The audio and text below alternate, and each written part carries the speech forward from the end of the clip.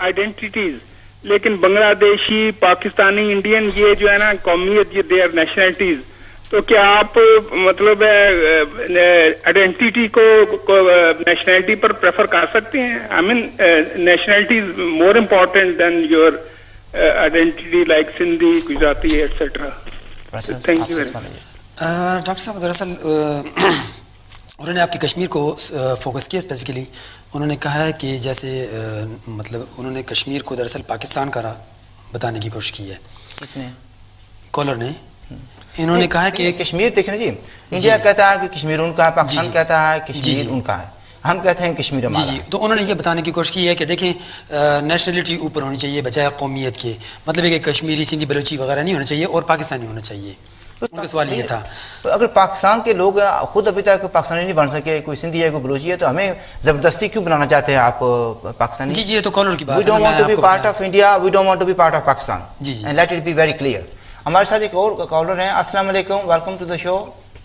Doctor साहब, मेरे पास ये बड़ा एक ऑथेंटिक पेपर का फोटो कॉपी पड़ी है 27 मई तकबीर साले की, जिसमें अक़वाम मुत्तहिदा ने ऐलान कर दिया है। वो कह रहा है कि कश्मीर का मसला अभी अक़वाम मुत्तहिदा की करारदाओं के मुताबिक कश्मीरियों की ख्वाहिश के मुताबिक हल होना चाहिए।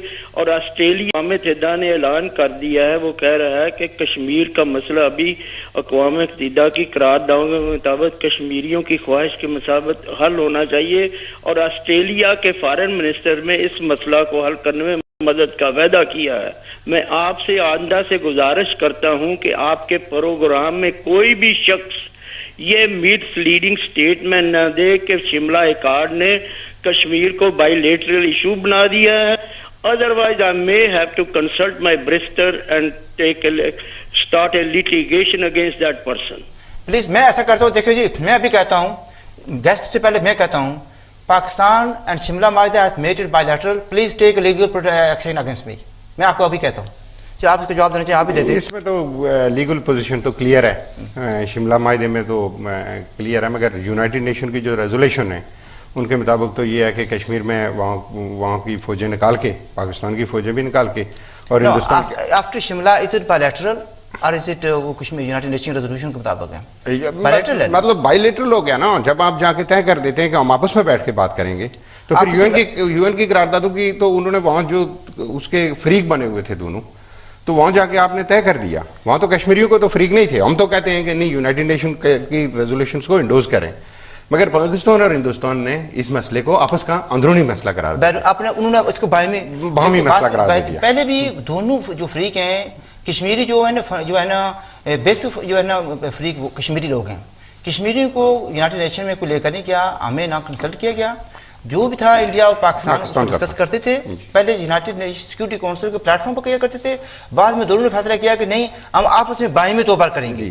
और उसके बाद आप चले जाएं, किसी जगह चले जाएं, स्टेट डिपार्टमेंट चले जाएं, फॉरेन ऑफिस में चले जाएं, वो कहते हैं कि term of reference is Shimla agreement. आप इसको बायलैटरल कहेंगे तो क्या कहेंगे? आपकी मर्जी है। Please, I am waiting for, चलो हमारे साथ लाइव कॉल रहे हैं, लेकिन I am waiting for legal proceedings. Please do send it and I will see you in court. ऐसी कोई बात नहीं है। एनीवे, हमारे साथ लाइव कॉलर हैं। अस्सलाम वालेकुम, वेलकम टू द शो। अस्सलाम वालेकुम डॉक्टर साहब, मैं बोल रहा हूँ, मैं सब सुन रहा हूँ। ये मुझे समझ नहीं आती, प्राचा साहब को न्यूज कहाँ से आती हैं?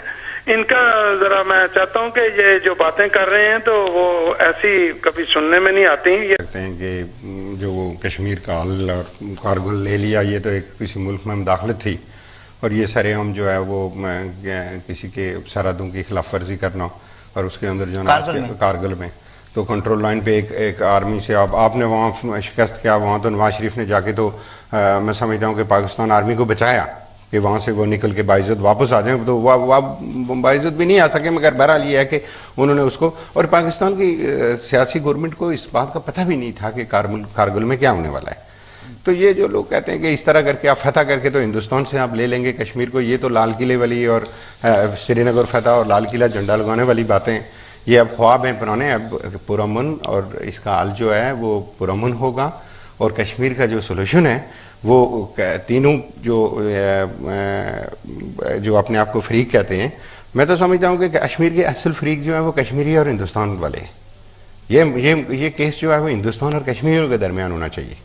इसमें तो पाकिस्तान को इसकी तरफ बात करें कि ये बड़ा सेंसिटिव इशू है। तो ये आप कहते हैं कि इशू जो है it is between people of Jammu Kashmir and India, क्योंकि उसकी जो लीगल पोजीशन है, जो इस वक्त का हुक्मरान था, उसने हिंदुस्तान के साथ, पाकिस्तान ने तो उसको स्टेट तस्लीम कर दिया था और हिंदुस्तान ने भी उसको स्टेट तस्लीम कर दिया था। तो जो मुदाखलत हुई पाकिस्तान की तरफ से हुआ तो वो तो प्रोविजनल था ना? तो नहीं, वो तो प्रोविजनल था, मगर उनके पास हमारा मुकदमा हिंदुस्तान के साथ है कि हम और हिंदुस्तान वाले मसला कश्मीर को हल करें।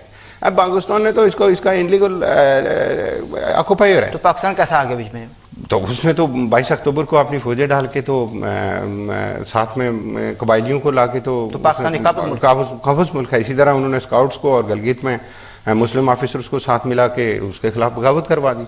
तो ये तो प्लानिंग और पॉलिसी के तहत जो है ना, वो इस पे कब्जा किया गया ताकि इसके वसाइल को लूटा जाए, इसके पानियों को लूटा जाए, इसके और यहाँ के लोगों को गरीब से गरीब रखा जाए, उनके हुकूक बहाल न किए जाएं, उनको राइट्स बहाल न किया जाए।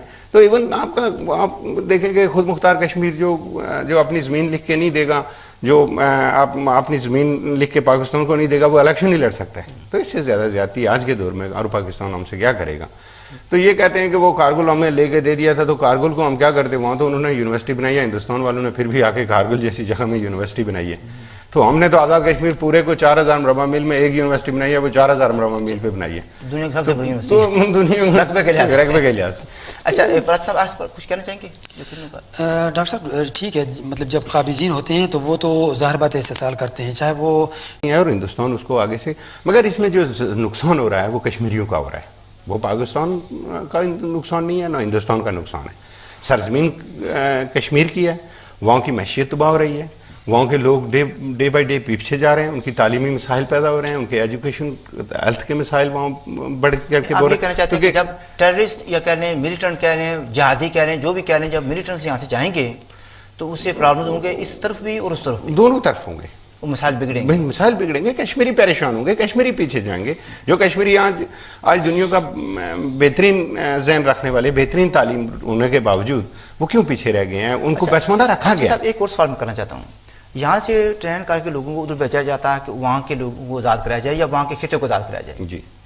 अगर जम्मू के कुछ लोग तैयारी करें, 50-100 आदमी वहाँ से तैयार करें, हमने आज़ाद कश्मीर भेजें, वो कहें जी भी ये खिता हमारा, हम इसको आज़ाद कराना चाहते हैं, यहाँ के भी कुछ लोग मिल जाएँ, तो ये भी जहाद कराएगा? नहीं, वो जात था तो न ये जात है और न ये जात की कोई इसमें बात है। ये कौमी आज़ादी की तहरीक है, उसमें वो लड़ने वाले ये भी गलत है, वो भी गलत हो रहा है। यस, दोनों गलत हैं। और बंदूक मसले का हल नहीं है, जब तक पुरअमन सोल्यूशन इसका निकलना चाहिए और डेमोक्रेसी में इसका आप पाकिस्तानी क्यों भेजते हैं ट्रेन करके हमारे खिते में, क्यों यानी आप ये दहशतगर्दी करा रहे हैं? डॉक्टर साहब यही इल्ज़ाम तो पाकिस्तान इंडिया के ऊपर लगाता है कि बलूचिस्तान में वो दरअंदाज भेजते हैं वहाँ से ट्रेन करके। अच्छा, आपका और जवाब ये आ गया कि हिंदुस्तान वहाँ कराता है? नहीं, जो मैं आपको बात कर रहा हूँ वो दरअसल ये है कि देखें प्रॉक्सी वॉर्स ने इस पूरे खिते को कहाँ जहन्नम में धकेल दिया। कोई वक्त था जब दुनिया वाले यहाँ पे काम के लिए आते थे, अब यहाँ से लोग जा रहे हैं दर बदर होके। तो अगर ये प्रॉक्सी वार्स ना हो और ये पुरअमन तरीके से भाइयों की तरह रहें तो इसमें कुछ, लेकिन सच्ची बात है कि दिल से इन्होंने तस्लीम नहीं किया एक दूसरे को। दिखाते हैं, देखिए ये मैप था जी, ये बेसिकली जो सईद असद का सबसे बड़ा जुर्म मान गया वो ये मैप है। कुछ देखेंगे इस मैप में क्या खामी है जिसकी वजह से उस बेचारे को निकाल दिया गया। उसकी 18-20 साल की सर्विस थी। ये 1846 की वो रियासत है जिसको पहली दफ़ा वहदत मिली है और जो एक बाकायदा रियासत के तौर पे उभर के सामने आई। ये जुर्म मान गया, तो ये जुर्म उसका। अच्छा, मैं एक दूसरी तरफ आना चाहता हूँ, गिलगित बल्तिस्तान की तरफ वापस आना चाहता हूँ। वहाँ पर एक फरमान अली जो हैं वेरी सीनियर जर्नलिस्ट हैं, जो कि एक्सप्रेस ट्राइब्यून पाकिस्तान का अखबार है, उसके साथ मुंसलिक हैं।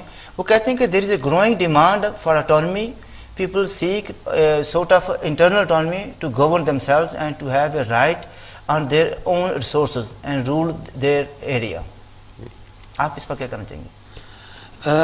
डॉक्टर साहब बात तो ठीक है, देखें ये समझता हूँ कि वो जो कह रहे हैं कि जो गलगित का जो इकोनॉमिक कॉरिडोर जो वहाँ से गुजरेगा वो रास्ता जो बनेगा, देखें अगर इस कश्मीर के अंदर जो पहाड़ियाँ काट के तो दरियाओं का रुख मोड़ के तो आपकी जो आबादियाँ ऊपर रह रही हैं उनका पानी खुश करके तो आप अगर अपने लिए बिजली पैदा कर रहे हैं तो उसमें कश्मीरी को क्या मिल रहा है?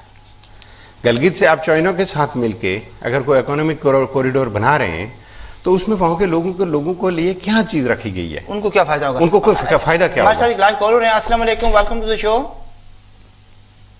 हेलो हेलो जी, बात करें। जी, अस्सलाम वालेकुम। वालेकुम सलाम। और डॉक्टर साहब, सबसे पहले मेरे ख्याल में आपके फोन सिस्टम को ठीक करें। 7 मिनट मैंने पहले इंतजार किया, उसके बाद मैं आदिल साहब को फोन कर रहा हूँ। आदिल साहब ने बुलाया भी, मुझे 4 मिनट हो गए पूरे। अच्छा। मेरे ख्याल में सिस्टम में कोई खराबी है, इसे ठीक कराएं प्लीज। आपका जनाब अगर इजाजत हो तो मैं 1-2 बातें करूं। जी फरमाएं। वो जो हमारे कॉलर से पहले जो मेरे है किसी बैरिस्टर का वो हवाला दे रहे थे, वो लीगल, वो मेरे ख्याल में इसको दर्जनों के हिसाब से ये प्रोग्राम हमने किए।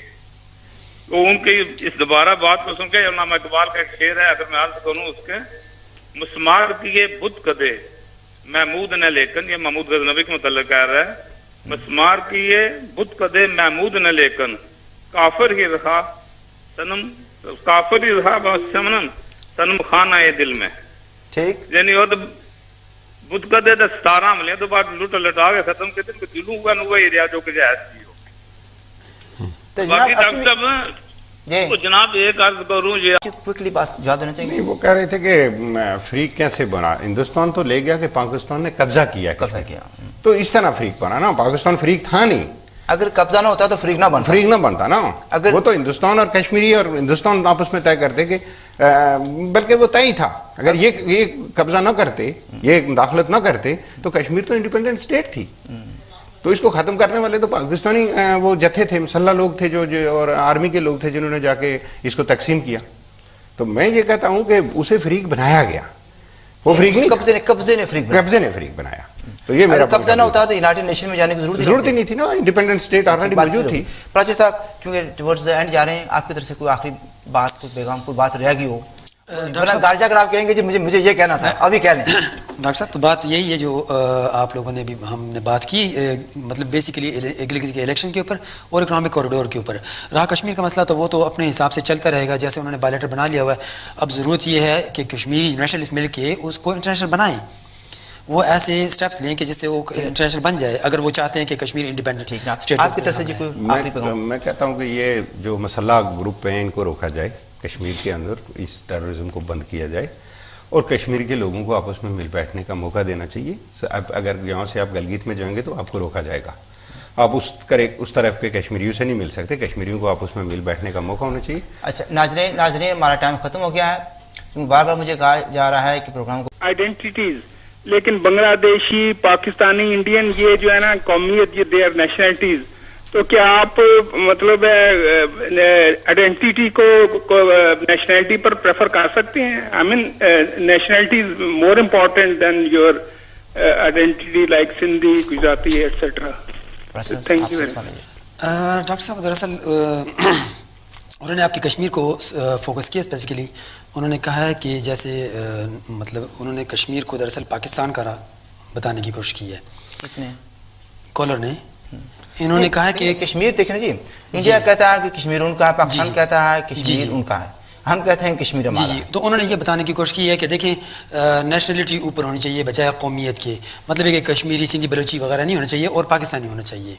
उनका सवाल ये था, अगर पाकिस्तान के लोग खुद अभी तक पाकिस्तानी नहीं बन सके, कोई सिंधी है, कोई बलोची है, तो हमें जबरदस्ती क्यों बनाना चाहते हैं आप पाकिस्तानी? जी ये तो कॉलर की बात है। We don't want to be part of India, we don't want to be part of Pakistan, and let it be very clear. हमारे साथ एक और कॉलर हैं। अस्सलाम वालेकुम, welcome to the show. Doctor साहब, मेरे पास ये बड़ा एक ऑथेंटिक पेपर का फोटो कॉपी पड़ी है 27 मई तकबीर साले की, जिसमें अक़वाम मुत्तहिदा ने ऐलान कर दिया है, वो कह रहा है कि कश्मीर का मसला अभी अक़वाम मुत्तहिदा की करारदादों के मुताबिक कश्मीरियों की ख्वाहिश के मुताबिक हल होना चाहिए और ऑस्ट्रेलिया